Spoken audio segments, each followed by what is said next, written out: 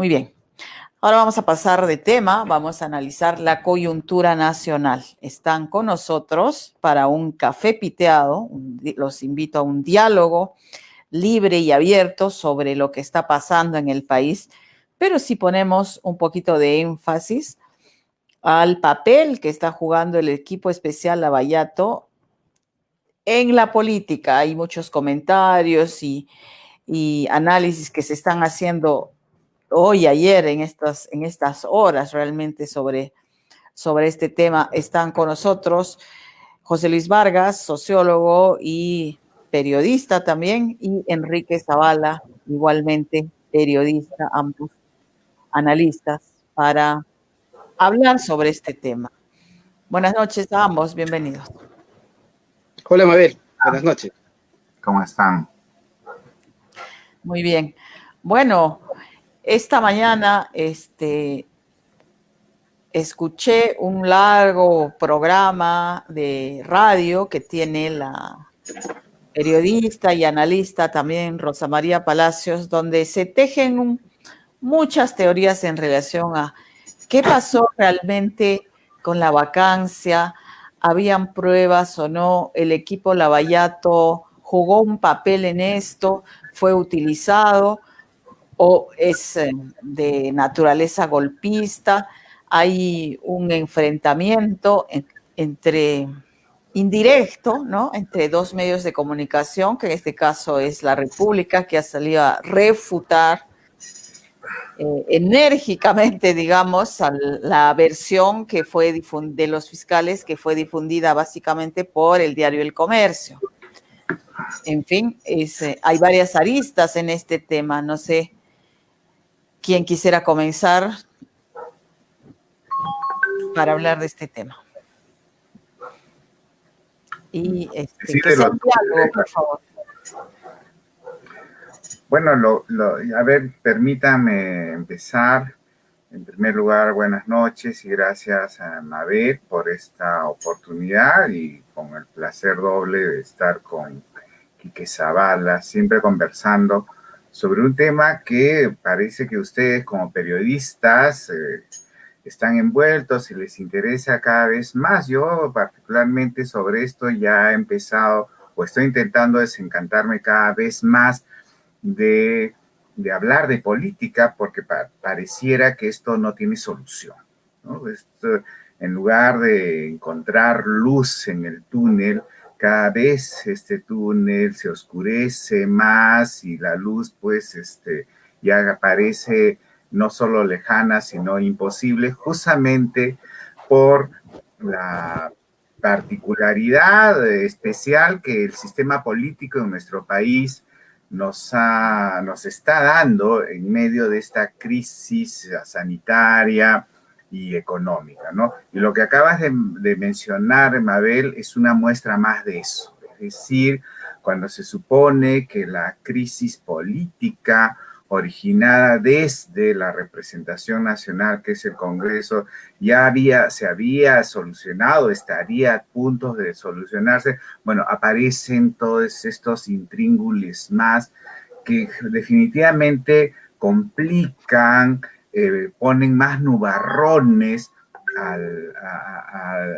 la situación y que definitivamente es de un gran entrampamiento porque definitivamente ya es un tema mucho más complicado, mucho más constitucional, en la cual ni siquiera los constitucionalistas se ponen de acuerdo, ¿no? Y si ellos que son especialistas sobre el tema no se ponen de acuerdo y en lugar de aclarar están embrollando y complicando más el asunto, bueno, ¿qué nos espera a nosotros? Pero lo único, desde mi perspectiva, es que más allá del análisis constitucional, bueno, hay que también verlo como un debate, como políticamente. ¿A quién le termina beneficiando todo este entrampamiento, todo este laberinto que día a día se complica más? ¿Quién es el que sale ganando? Y pareciera que quien sale ganando, ¿no? Es para empezar Vizcarra, ¿no? Para empezar Vizcarra, ¿no? Y luego pareciera que quien sale ganando es el propio Congreso. Entonces, a las finales estamos nuevamente metidos en la discusión del sistema político y sabemos que es el sistema político el único objetivo que tiene, o el principal objetivo que los mantiene, etcétera, es pues que salvo el poder, todo es ilusión. Y este es un asunto, un juego de poderes, ¿no? Bueno, esa es la política, ¿no? Y hay que hablarla porque hay elecciones en unos meses, o sea que no es imposible no hacerlo, ¿no, Enrique? Bueno, sí, bueno, no podemos prescindir de la política, ¿no? Estaba leyendo hace poco acerca precisamente de la política. La política la usamos precisamente para solucionar pacíficamente nuestros problemas. Lo contrario a la guerra viene a ser la política, no precisamente la paz. Entonces, el asunto resulta pues interesante de analizar. Yo tengo muchas preguntas, más que respuestas y tal vez certezas. El asunto, por ejemplo, que a mí me llama la atención es en qué momento aquellos medios como la República o aquellas periodistas como Rosa María Palacios y Augusto Álvarez Rodríguez se desencantaron y se pelearon con los fiscales Pérez y Vela. ¿Qué pasó? Yo no termino de entender, porque vamos a ser directos, tú lo sabes, Mabel, esas unidades de investigación sobre las revelaciones de Lavajato no son realmente unidades de investigación. Lo que pasa es que les filtraban documentos, ¿no? O sea, si a mí viene un fiscal y me entrega Son una amigos de los documentación fiscales. y yo escribo eso, yo no he hecho una investigación. Una investigación involucra seguimiento, cruce de información, hablar con muchas fuentes, tratar de descubrir lo que nadie sabe, ¿no es cierto? Y eso no se ha dado. Entonces, en algún momento, los medios de comunicación se pelearon. ¿Por qué? No lo sé. ¿Por Vizcarra? ¿Y por qué tanto tema con Vizcarra? Es lo que yo no termino de entender. La verdad es que yo con Vizcarra estaba desencantado desde hace mucho tiempo. Yo estuve desencantado desde que él era ministro de Transportes y Comunicaciones, cuando decidió, junto con la gobernadora Yamila Osorio, hacer un puente que no lleva a ninguna parte, el puente de Arequipa a La Joya. Recordemos que esa carretera iba a construirse, terminar de construirse con una iniciativa privada. Y esa iniciativa privada venía de una empresa china importante con financiamiento chino y que iba a construir absolutamente todo, todo, todo, y en algo que no es monopólico. Eso es lo más interesante del asunto. Se iba a pagar con un peaje, pero que en ese momento iba a costar aproximadamente 7 soles. Si no querías pagar 7 soles, te ibas por la variante de Uchumayo y pagabas 5. Y si no querías pagar peaje, te ibas por la vieja Panamericana y no pagabas nada, ¿no es cierto? Se hace la iniciativa privada para hacer absolutamente todo y de repente Yamil Osorio, junto con Vizcarra, cuando era ministro de Transporte, dice, no, bueno, que la IP continúe, pero nosotros vamos a construir el puente con plata del Estado peruano, más de 150 o alrededor de 100 millones de soles para ese puente. ¿Por qué? ¿Con qué finalidad? ¿Se necesitaba? En estos momentos, si se terminara el puente, no habría cómo accesar a él ni por un lado ni por el otro. Entonces, esto me resultaba una locura. ¿Era Vizcarra un desconocedor del asunto? Yo creo que no. Era ingeniero civil, construye puentes o ha construido puentes con sus empresas, es dueño de una constructora, es ministro de Transportes, entonces ahí ya veía yo cosas raras. Entonces, cuando yo veo todo este asunto y cuando veo que los fiscales apuntan al presidente, en vez de criticarlos, creo que deberíamos aplaudirlos, ¿no es cierto? Una cosa es investigar a un presidente que ha salido, eso es fácil, ya no está en el poder. Investigar, dirigirse, tratar de sacar las cosas de un presidente que ejerce poder es una cosa diferente.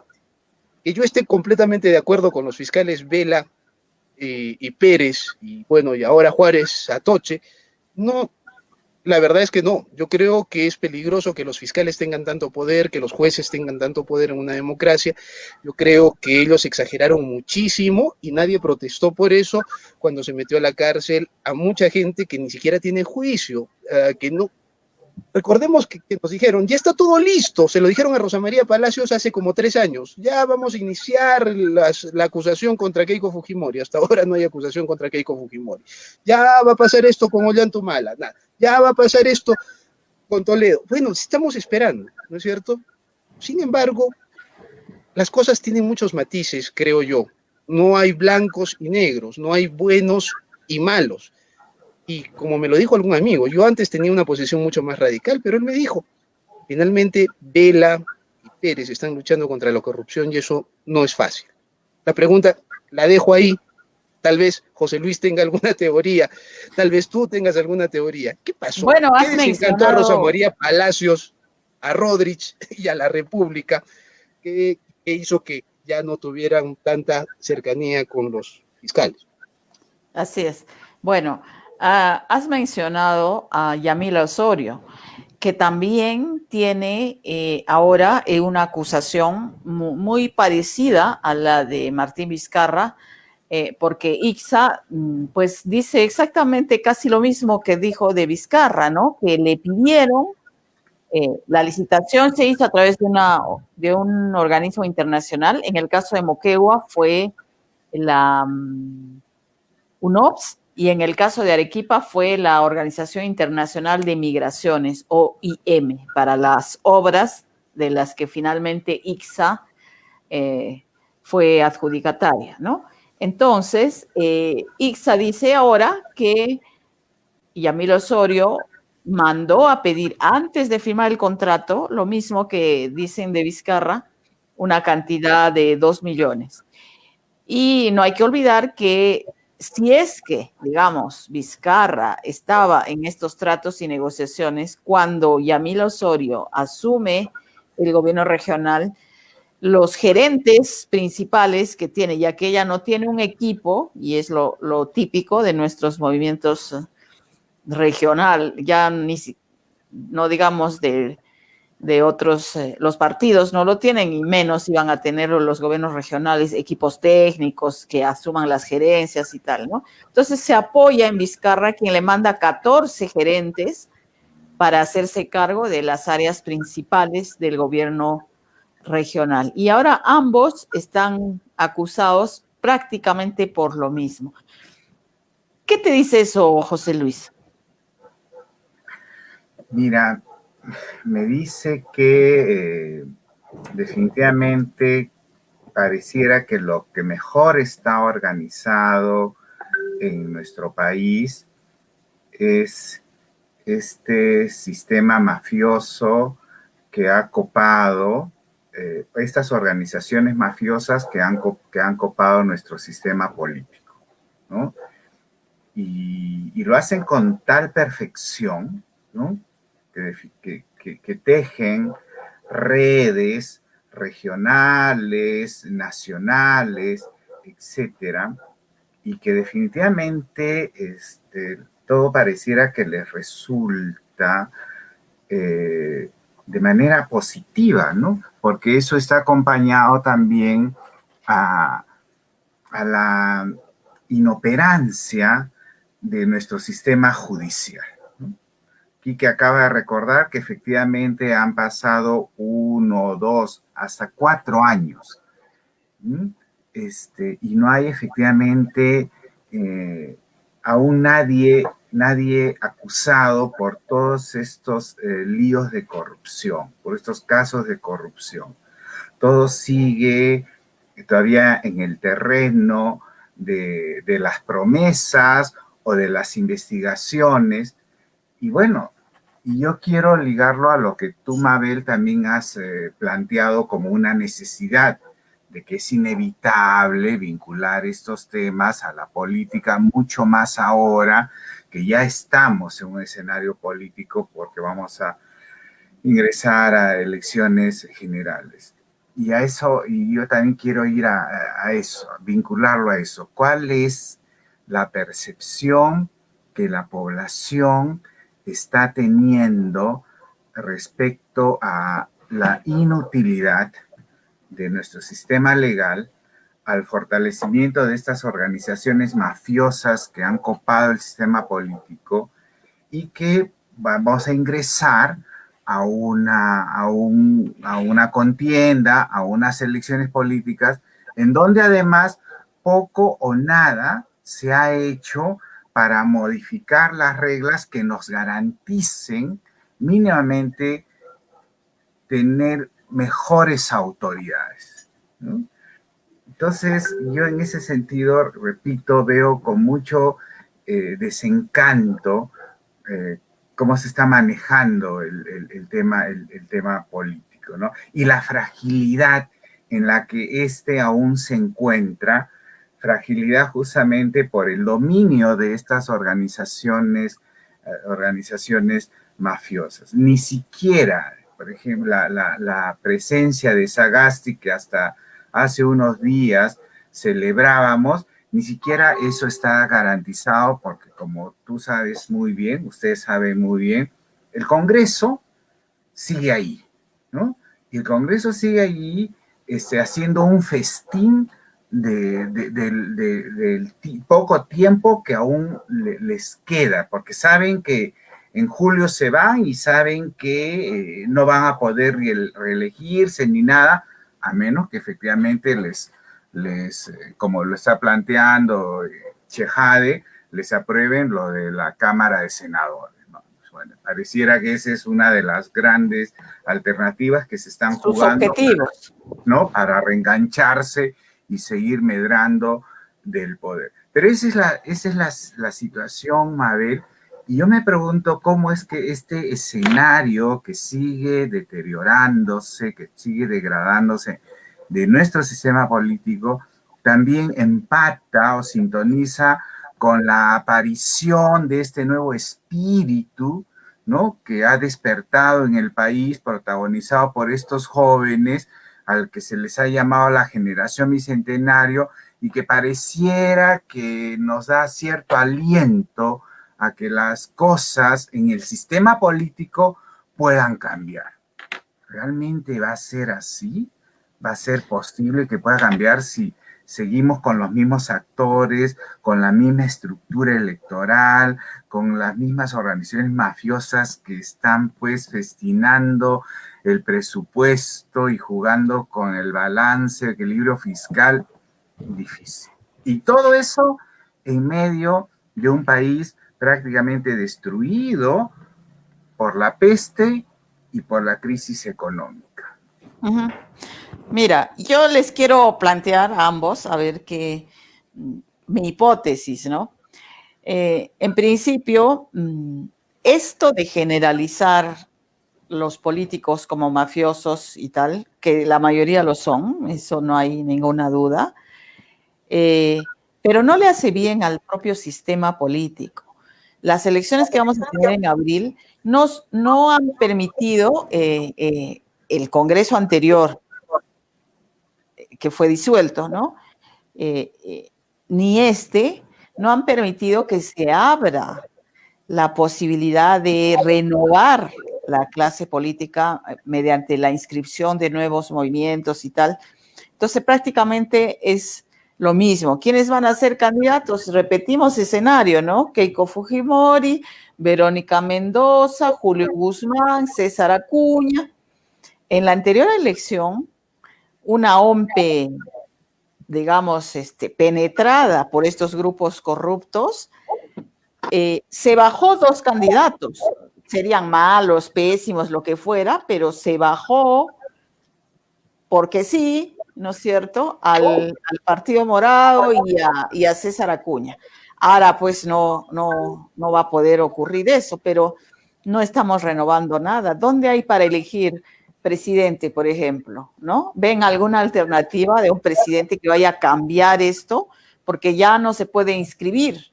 Están los que están y punto. Entonces, y no se animan tampoco a formar partidos ni a lanzarse muchas personas honorables porque esta corrupción generalizada, ¿no es cierto?, mancha a todos, ¿no? Entonces, aunque entre una persona honesta, el sistema la absorbe o la descalificación. La gente descalifica, o sea, eres político, eres corrupto, punto. ¿no? Entonces, a eso no ayuda que ocurran estas cosas como lo que se está criticando de los fiscales del equipo Lavallato, que efectivamente pareciera que no solamente con Vizcarra, sino incluso en sus casos anteriores, hay, digamos, un afán de figuración o de repente de protagonismo, en fin, y digamos salen un poco de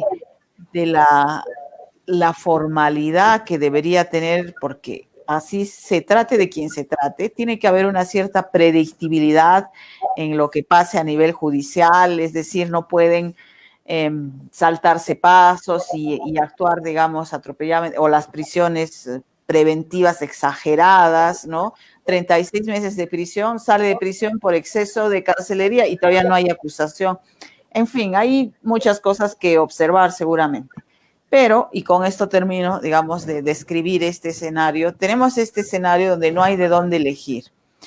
Tenemos un sistema judicial entre jueces y fiscales que no han logrado, pese a que había esperanza en eso, de limpiar esta clase política. O sea, Keiko Fujimori ha estado 3 años en prisión, pero ahora va a participar de la elección, ¿no?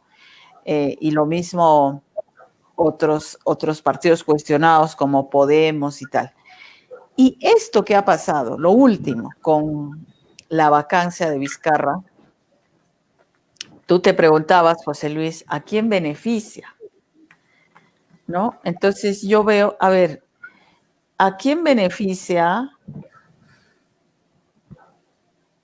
bajarse al mismo tiempo a Vizcarra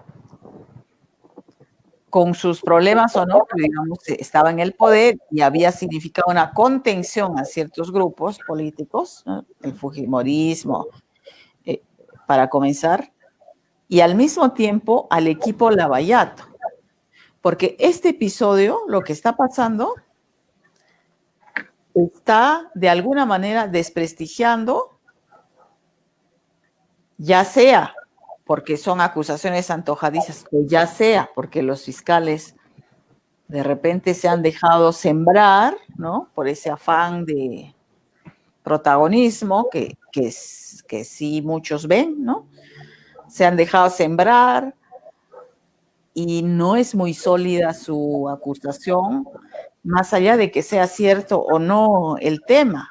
No hay una prueba aparentemente contundente, no lo sé. El hecho es de que la solidez del equipo de fiscales Lavallato está cayendo.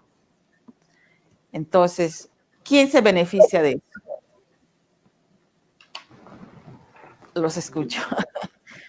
Bueno, hablar de quién se beneficia es una cuestión complicada. Supongo que la historia de la investigación en general, del periodismo de investigación, tiene casi una norma, ¿no? Hay que seguir la ruta del dinero en todo y hay que ver hacia allí. Lo que yo siempre me estaba preguntando, una de las cosas que a mí me sigue generando muchas dudas es el tema de los cuellos blancos.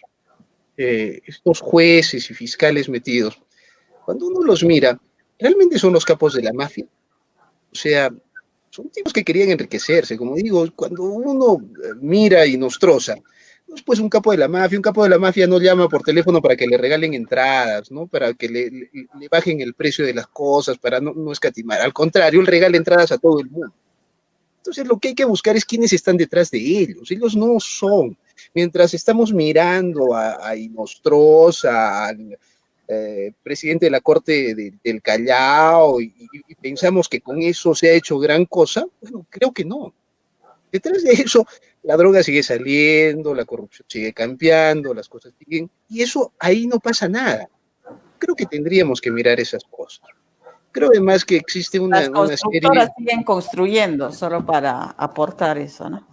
Sí, y con la anuencia de los propios fiscales, Odebrecht recibe cantidades de dinero que no debería pagárseles, ¿no? Bueno, pues son cuestiones que tienen que verse. Lo que yo creo en medio de todo esto es que tenemos que ver las cosas, como digo, yo he tenido que ir corrigiendo muchas de mis percepciones precisamente en conversaciones como esta, en entrevistas que he hecho a muchas personas, en conversaciones con amigos, en debates y cosas, porque la idea de eso no es, de esto no es meterse en lo que yo creo es lo real, sino precisamente darse cuenta qué puntos flacos tenemos y qué puntos fuertes tienen otros y así tratar de aproximarse a una realidad. Yo creo que no podemos empezar a calificar aquí de buenos y malos. No deberíamos hacer eso. Yo creo que los fiscales Pérez y Vela han cumplido una labor interesante para que los peruanos conozcamos cuánto nos han robado y nos siguen robando. Cuán corruptos han sido los presidentes. Creo que eso se lo debemos. Pero ahora tenemos que empezar a mirar el tema político.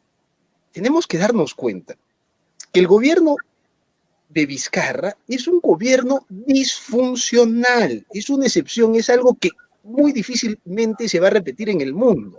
Un presidente... Sagasti dirás. ¿Perdón? Sagasti dirás. No, estoy hablando de Vizcarra, de lo que fue de Vizcarra. Sin partido, sin bancada. Sin bancada, sin gente, sino lo que llamaba la muralla... La muralla moqueguana, bueno, eso da vergüenza, ¿no? O sea, después de lo que hemos visto, o sea, era la gente que lo rodeaba, la gente con la que consultaba, eso pues me parece realmente una vergüenza. Pero, bueno, si uno mira eso, esto es completamente disfuncional, esto es muy difícil que se repita, pero por eso queremos generar cambios, o sea, queremos evitar que haya bicameralidad. Todos anhelamos tener bicameralidad. Creo que con eso las cosas funcionarían mejor, pero no, queremos castigar a estos tipos. Bueno, yo no sé si estos tipos... Vizcarra nos vendió el cuento de que la no reelección de los congresistas, yo nunca estuve de acuerdo con eso. Yo pensé que me recortaba a mí el derecho, no a ellos. Yo tengo cada 5 años la posibilidad de premiar o castigar a alguien. Y ahora no puedo premiar a alguien porque pienso que ha hecho algo bueno porque no puede postularse. Y entonces creo que nosotros tenemos que ver las cosas de otra manera y debemos empezar a mirar las cosas con otro sentido. Por ejemplo, yo soy una persona que está a favor de un cambio de constitución, pero como lo repito, no por un cambio de constitución porque quiero quitar la firma de Fujimori o porque quiero cambiar el capítulo económico. Quiero que se analice, que se discute una verdadera descentralización. Lo único que creo que puede cambiar el país es dejar de ser pues un país unitario para buscar un tema federativo. Pero volviendo a lo otro, para no quedar simplemente en el aire, creo yo que ahora lo que deberíamos hacer es finalmente exigir a los fiscales que presenten acusaciones, que presenten pruebas. Y creo que no deberíamos ser tan ligeros con las acusaciones contra Vizcarra. Vizcarra pues no es un héroe de la democracia, creo que es un político con muchos indicios de corrupción y que no se le puede sacar del esquema de político tradicional. Creo que ha sido muy astuto y ha aprovechado muy bien las cartas que ha podido jugar. José Luis. Bueno, siguiendo la lógica o en todo caso recordando ese principio básico de la investigación periodística que señala que el mejor derrotero para ir encontrando luces es descubrir quién es el principal beneficiario o por dónde está la ruta del dinero, podríamos concluir hasta el momento y tal como están dadas las cosas, que Odebrecht sigue siendo el mayor beneficiario y como lo plantean algunos, incluso se está dando el lujo de poner, de sacar y poner a los presidentes que él quiere, ¿no? Podríamos ya ir vislumbrando algunas conclusiones tal como están dadas las cosas, porque como lo hemos dicho en esta conversa, 4 o 5 años y no hay ninguna acusación, pareciera que los instrumentos legales se han jugado en base más que a búsqueda de justicia por intereses políticos para sacar del ajedrez a ciertas piezas, etcétera, etcétera, ¿no? Entonces, esa sería, pareciera que me atrevería a plantear como una primera conclusión esa, que ahorita el principal beneficiario de todo esto sigue siendo Odebrecht, ¿no? Sigue siendo Odebrecht.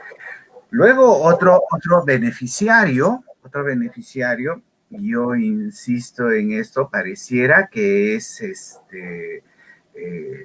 Vizcarra, ¿no? Vizcarra porque es más, se ha empezado, él mismo ya ha anunciado que está estudiando la posibilidad de volver a postular o ser un candidato congresal. Bueno, cualquier político que sabe que tiene 70 o 77% de capital electoral no va a desperdiciar pues eso, ¿no? Así que de hecho va a, y de esa manera ir lavando su cara y probablemente, y eso también se lo he escuchado con otros analistas, probablemente como congresista pudiese hacer lo que no ha hecho siendo presidente, ¿no? Es decir, entre otras cosas, las reformas que él quería en la estructura electiva, congresal de nuestro país y de taquito vengarse de los que lo han votado, ¿no? O lo han golpeado para algunos, ¿no? Pero a mí me sigue preocupando el escenario de los imaginarios, ¿no? Lo que algunos sociólogos, antropólogos llaman los imaginarios. ¿Y cómo se construyen esos imaginarios? En base a la percepción que deja todo esto. Y bueno, ese imaginario tiene hoy un nuevo protagonista. No solamente los actores tradicionales que nos ha recordado Mabel, del cual hasta este momento no hay por dónde elegir. Ese protagonista pareciera que es pues esta generación bicentenario, ¿no? Generación bicentenario, que se supone que ha demostrado una nueva fuerza o espíritu para tener confianza y para renovar la política en nuestro país. Y el tema es cómo es que, a pesar de las trabas o insuficiencias que tiene nuestro sistema político, del cual no podríamos ya hacer estos cambios, a pesar de eso, cómo es que sintonizamos con ese nuevo espíritu. Es un espíritu que sabemos que no se construye en base a las organizaciones políticas tradicionales, mucho menos a los mensajes, mucho menos a idearios, etcétera, etcétera, sino que es una generación que se moviliza, que se inspira, que se comunica a través de los TikTok, del Instagram, etcétera, etcétera. Bueno, ¿qué respuesta le vamos a dar a todo eso? Bueno, yo creo que tiene que salir un liderazgo de esa misma generación y si no surge, estamos en problemas, ¿no? Porque, es decir, esa generación no va a seguir a un Acuña ni siquiera a un Vizcarra, probablemente, ¿no? Pero entonces, ojalá, Mabel, por eso es que el 11 de abril va a ser una prueba de oro para ellos. Para saber pero no, ¿por qué? Porque no tienen de dónde elegir. A ver, vamos a ver. ¿Quién creen ustedes que va a ganar la elección en abril? ¿O entre quiénes va a estar? ¿Quiénes van a llegar a la segunda vuelta? A ver. No seas mala, pues, Mabel, tú sabes que en nuestra política eso se define una semana antes. Ya, una semana antes. Pero no, es que ya tienes cerrada la cancha, digamos, ¿no? O sea, los actores ya son los que están nada más. Entonces, ¿no te atreverías a hacer un pronóstico? Prospectivas en base a las tendencias electorales o preferencias electorales que hay ahora, ¿no? El que sigue encabezando esas preferencias es Forsyth. ¿Y tú crees, Enrique, que esa candidatura de Forsyth se va a mantener, digamos, ya cayó no sé cuántos puntos, 11 puntos, ¿no? En un par de semanas. Bueno, espero que no. No sé realmente si la gente se llegue a dar cuenta de que Forsyth no es un político y que no está preparado para dirigir el país, que es un arquero de fútbol. Así es. Además cumpliendo, creo yo, es una especulación, el sueño de su padre y no el sueño propio. Entonces, ahí espero que las cosas no funcionen mal. Lo que yo veo es que, sin embargo, estamos en un momento de transición en la política, que no podemos dejar de ver. Los peruanos hemos dividido las cosas en derechas e izquierdas, comunistas y capitalistas, pero eso se acabó. Se acabó en el siglo pasado, en la década de los 90. Y ahora estamos enfrentando una nueva forma de dividir la política, progresistas y conservadores, que es una cuestión completamente diferente, donde el tema económico prácticamente permanece inamovible, con algunos matices. Entonces, allí es donde nosotros tenemos que ver. Vamos a avanzar hacia una política que se va a parecer mucho más a demócratas y republicanos, o si nos vamos a Chile, a los seguidores de Bachelet y a los seguidores de Piñera. Y creo que eso es a lo que tenemos que ir llegando. Chile no ha funcionado mal el tema de coaliciones alrededor de una visión progresista y de una visión conservadora, es decir, centros derecha y centros izquierdas. Entonces, creo que estamos avanzando de alguna manera y tenemos que empezar a analizar las cosas así. López Aliaga, por ejemplo, no es un hombre de derecha común, corriente y silvestre. Es una persona que no tiene muchas posibilidades de llegar a la presidencia de la República, pero que está fundando lo que podríamos llamar el primer partido conservador del siglo XXI. Y creo que por el otro lado, la gente que está representada, por ejemplo, con Sagasti y este nuevo gabinete ministerial, no son pues comunistas, ¿no? Son progresistas. Entonces, creo que es una cuestión interesante que tenemos que empezar a vislumbrar. Me gustaría o sea, me gusta tu argumentación y me gustaría que sea así, es decir, que la vieja política de verla esta como una bipolaridad entre comunismo y capitalismo y acabó en los 90. Me gustaría que sea así, pero lamentablemente no lo es, porque incluso, como lo acabamos de observar, en el país más poderoso del mundo, con la democracia más desarrollada del mundo supuestamente, el debate se resumió a eso. Fíjate cómo Trump empezó a calificar a Biden de comunistas. Entonces, ¿qué es lo que estoy? Y es más, en medio de esta protesta que tiene este nuevo protagonista, que son los jóvenes, y de toda esta crisis que ha colocado a Sagasti ahí en medio de todo eso, nuevamente ha resurgido este debate, ¿no? De capitalismo contra comunismo, disfrazado con el tema del cambio constitucional.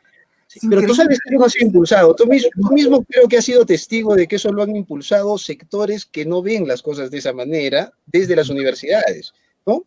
Prometiendo notas y cosas por el estilo, ¿no es cierto? No hablo de todo el movimiento, no quiero desprestigiar el movimiento estudiantil, pero hay gente que está tratando de meter este discurso. Y lo que yo creo allí, si me permites, Mabel, es que nosotros tenemos tan pocos referentes, tan pocos liderazgos, que empezamos a todos a tratar de verlos como héroes, a exaltarlos. Entonces, Pérez y Vela, uy, caramba, héroes de la democracia y de la justicia. Son seres humanos, con tremendas limitaciones, con muchos aciertos, pero también con muchos errores. Veíamos a Vizcarra, uy, disolvió el Congreso. No, este es el hombre que puede poner orden. Bueno, vimos que cuando tuvo que afrontar una de las peores crisis, si no la peor crisis de la República, bueno, tuvimos el mayor número de muertos, la peor caída de la economía, y bueno, ahí está. Y nos peleamos por su ministra de Salud, además, ¿no es cierto? O sea, hay que seguir con la misma ministra de Salud. Y luego miramos a unos muchachos que salen a marchar, no como se marchaba o con la resistencia que ustedes tuvieron, me refiero a ustedes dos, con el búho cuando se enfrentaban a Montesinos y a Fujimori, sino contra Merino, que no representa realmente ningún riesgo contra la democracia, que no iba a terminar siendo un Chávez, pues, ¿no es cierto? y ahora los exaltamos. O sea, ese movimiento estudiantil es tremendo. Cuando yo creo que ahí no había pierde, ¿no?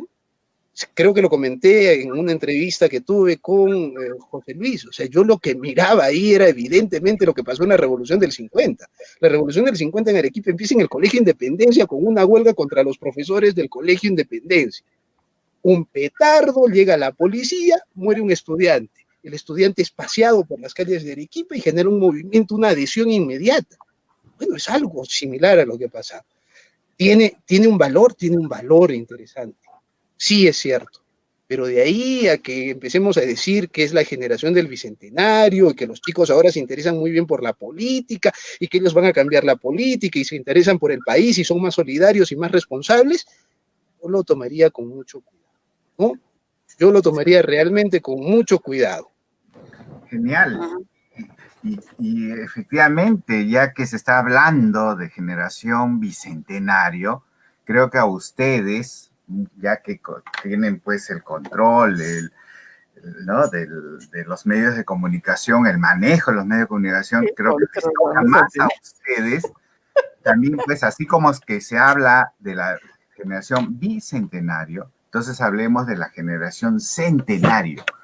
Y hace 100 años, efectivamente, había también una gran convulsión política, estudiantil, juvenil, protagonizada por ¿quiénes? Aya de la Torre, ¿no? ¿Y quién lo secundaba? Jorge Basadre, José Carlos Mariátegui, Víctor Andrés Belaúnde, que estrenó unos añitos más, etcétera, etcétera. La generación del centenario, que construyeron prácticamente el gran pensamiento, no solamente sociopolítico, sino que también se expresó en grandes organizaciones políticas, el Partido Socialista, el APRA, etcétera, etcétera. Oye, hemos llegado al bicentenario, ¿y cuáles son nuestros referentes? ¿Que Cáceres Llica? ¿Urresti? Entonces, los temas que están ustedes introduciendo serían geniales, que se empiecen a introducir mucho más para que esta generación bicentenaria no se pierda en el TikTok. Y la única manera que yo creo que no se va a perder esta generación y ese impulso que ha habido genuino, ¿no? El grado de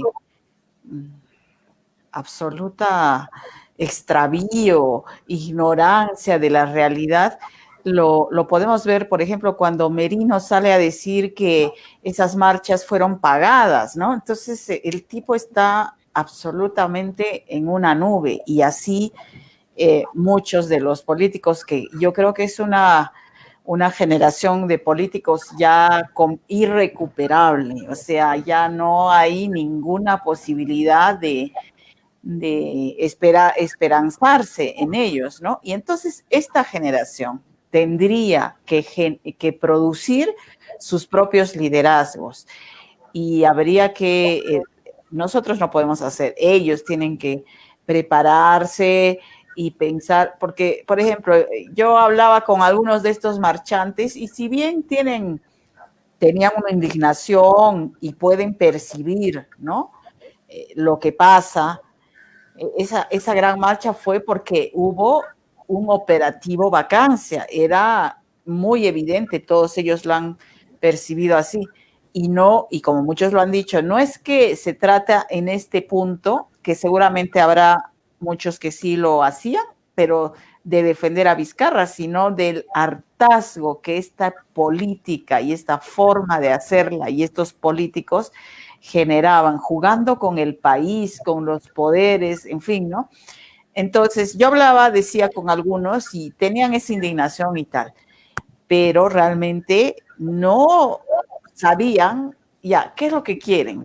Que regrese Vizcarra, que se vayan todos, que se adelanten las elecciones, que se pospongan las elecciones, cuáles son las principales reformas que habría que hacer en la Constitución, si quieren nueva Constitución. Vamos a elegir con estos partidos una asamblea constituyente, o sea, donde van a ser constituyentes Urresti, el propio Merino, o volverá a Becerril, o cosas así. O sea, con esos vamos a hacer una nueva constitución. Es una locura, ¿no? Entonces, no sabían exactamente a qué apuntan. Entonces, ese es nuestro drama ahorita como país, ¿no? Ese movimiento de indignación, la generación del Bicentenario, ¿a dónde va a ir? ¿O se va a volver a perder? Como nos ha pasado, Enrique lo recuerda bien, con ese movimiento cuando la gente salió a marchar para que Fujimori se vaya, y Montesinos, cuando se supone que se había descubierto a la gran mafia, con Montesinos a la cabeza, y ya estaban en la cárcel los generales, Montesinos fugado, después en la cárcel, Fujimori proscrito, etcétera, del país, quiero decir, ¿no? Temporalmente, luego vuelve, y todo de nuevo, o sea, Toledo, Humala, todos otra vez cobrando coimas, Kuczynski, no hemos avanzado nada en 20 años, ¿no? Otra vez nos va a pasar lo mismo. Yo con José Luis lo conversábamos hace unas semanas, ¿eh? Antes del movimiento estudiantil, cuando las cosas estaban yendo. Y yo tengo una teoría que le decía, que la resumía de una manera muy simple. Hay una cuestión que creo que empieza a pasar en las sociedades. Y uno, en primer lugar, empieza a tener aburrimiento. Y cuando a uno le aburre algo, lo empieza a ignorar. ¿No es cierto? Entonces, la política me aburre. Lo que hacen los gobernantes me aburre. Entonces, me distraigo, no me importa la política. Creo que nosotros hemos pasado por eso. Luego llegamos ya no a un aburrimiento, sino a un hartazgo, porque todo eso lo vemos repetitivo, repetitivo, repetitivo y repetitivo. Y cuando hay una cuestión de hartazgo, ahí trato no de ignorarlo, sino completamente de evitarlo, de combatir contra ello. También lo hemos pasado. No queríamos saber absolutamente nada de la política, no queríamos meternos en partidos políticos, no queríamos discusiones políticas. La recomendación de los padres a los hijos era: no te metas en política, estudia tu carrera y consigue plata, ve al extranjero, y es una cosa así. Pero creo que después llegamos a un estado de fatiga, y la fatiga es que cuando ya no es hartazgo, sino fatiga, sientes algo dentro y te das cuenta que eso es lo que no quieres, y es donde estamos. Lo que tú decías, los jóvenes y muchos de nosotros decimos: esto no es lo que queremos. ¿Qué es lo que queremos? Los estudiantes no lo saben, pero dicen: esto no. Y no han conocido lo de Fujimori, no se acuerdan lo de García, no saben nada. Son chicos que viven el hoy y dicen: esto no lo queremos. No sé si están pensando en el futuro, creo que no. Y creo que no deberíamos nosotros tampoco pedirles a los gobiernos que gobiernen para el futuro. Eso involucra planificación. Pero creo que tú, Mabel, quieres un mejor país para tu hija, pero también quieres un mejor país para ti, no solo para ella. Yo quiero que mis hijas tengan un mejor país, que mis nietos vivan en un mejor país, pero yo también quiero vivir en un mejor país. Y tenemos que empezar a exigir a los gobernantes que tomen acciones para ahora, para mejorar nuestra situación, la de José Luis, la tuya, la mía, la de nuestros padres, los que tenemos la suerte de tenerlos, la de nuestros hijos, pero ahora. No podemos estar siempre pensando en el futuro, Hay que tomar acciones ahora, y hay que empezar, sí, a planificar un futuro, pero sin dejar el ahora, porque el ahora es importante. Hoy, ahora son palabras que tenemos que introducir en la política. Y el ahora es, porque pareciera que nos hemos olvidado del gran actor en este escenario, y el ahora es recordar que vivimos todavía atravesados por la peste. ¿Ya? Por lo tanto, el ahora significa esperar, o en todo caso acomodarnos, qué sé yo, y solucionar el tema de la peste. Y luego reconstruirnos económicamente. Y eso debería de centrar también el interés de nuestros políticos. Nada más. Absolutamente nada más.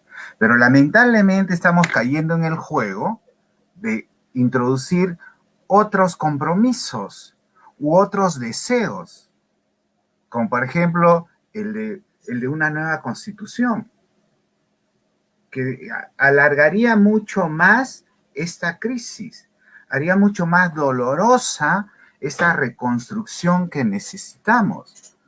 Porque a la final es, así como hemos dicho, ¿quién se beneficia? También hay que hacernos las preguntas al revés. ¿Quién es el que no se beneficia? O para decirlo en términos de Harari, ¿no? ¿Quién es el que más sufre en esta coyuntura? Ese es el gran tema.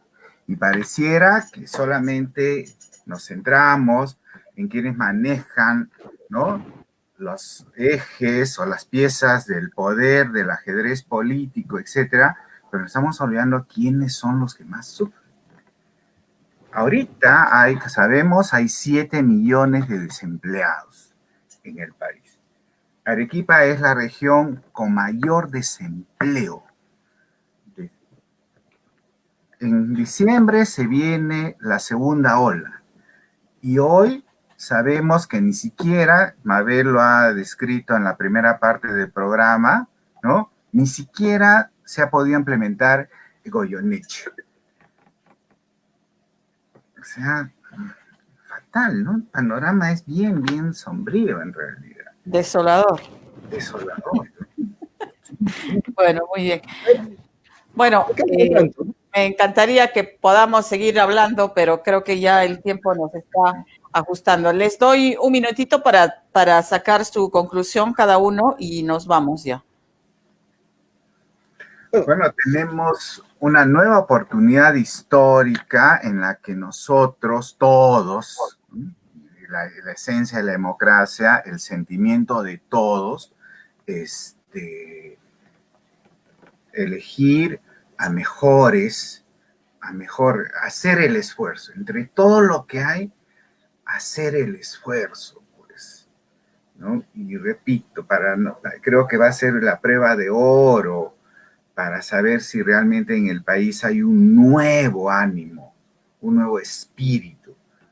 Pero si no es así, bueno, pues una frustración más. Enrique. Creo que estamos viviendo tiempos de cambio, que podemos ser protagonistas de cambios importantes. Que en primer lugar tenemos que empezar a tratar de elegir mejor y mirar realmente a los candidatos. Ver a Forsyth como un arquero de fútbol, realmente. Ver a Urresti como un ex militar acusado de violación de derechos humanos, ¿no? Ver a Vizcarra como lo que es, o sea, una persona que tiene indicios bastante grandes de corrupción, y no empezar a ensalzar a personas. Entonces, hay que tratar de elegir lo mejor. No soy quien para decir por quién votar, pero trate de elegir al mejor y trate de ver más allá de la propaganda y del rostro bonito. Creo que en eso la prensa independiente debería tener un papel importante, ¿no? Medios como el tuyo, por ejemplo, han ayudado muchísimo en elecciones anteriores, Mabel, y creo que esa es la verdadera labor del periodismo en un momento de elecciones. Como el tuyo, Quique. Así es, así es. Muy bien. Bueno, amigos, espero que podamos repetir este café. Yo tengo mi hipótesis sobre lo que va a ocurrir en abril y se las voy a ir comentando en los días que vienen. No seas mala, un adelanto. No, ya no, comienzo y no termino nunca. Bueno, muchas gracias a ambos y ya les digo, espero tenerlos nuevamente. Y después de esta larga reflexión, amigos, nos despedimos hasta mañana. Mañana más de Pico a Pico. Buenas noches. ¿Cuál es tu hipótesis, Mabel? Ya no estás